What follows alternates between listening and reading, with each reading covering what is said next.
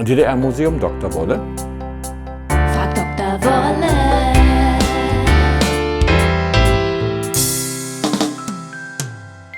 Ich habe eine Frage.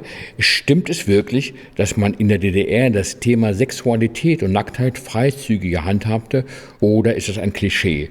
Der Umgang mit der Körperlichkeit, mit Liebe und Sexualität war in der DDR relativ tolerant. Das betraf unter anderem eben auch die Nacktkultur, die FKK-Kultur.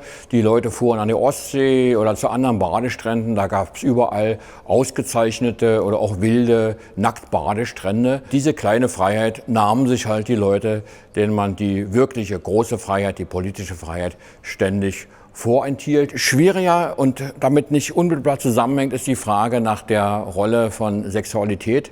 Da war der Umgang teilweise sehr tolerant. Das betrifft den Zeitpunkt der ersten sexuellen Erfahrung, das betrifft die ersten Kinder, die ersten Eheschließungen, natürlich die Scheidungsrate. Die Ehe war weit weniger eine ökonomische Einrichtung, einfach dadurch, dass ein sehr, sehr großer Teil der Frauen, man rechnet da ungefähr mit 93%, wirtschaftlich unabhängig waren. Das heißt, sie gingen selbst arbeiten und verdienten im Großen und Ganzen dann auch so viel wie die Männer, wenn das auch nicht so ganz verwirklicht war. Also man soll sich da auch für Illusionen hüten, aber dennoch war das im Großen und Ganzen durchgeführt, dass man sich dann auch leichter zu einer Scheidung oder zu einer neuen Bindung entschied. Aber man hatte im Sozialismus eben auch mehr Zeit für die Liebe und weniger Stress, und das wirkte sich auf das Liebesleben ausgesprochen positiv aus, so dass man insgesamt sagen kann, dass die DDR der freizügigere und in gewisser Weise sogar fortschrittlicher deutsche Staat war in puncto Sexualität, Liebe, Körperlichkeit.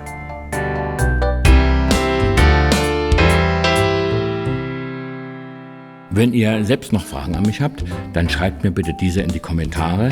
Ich freue mich auf euren Beitrag. Wenn ihr keine Folge von Frag Dr. Wolle verpassen wollt, dann klickt bitte auf Abonnieren. Ich kann mir im Grunde nichts Unerotischeres vorstellen als so ein Strand mit 1000 Nackten.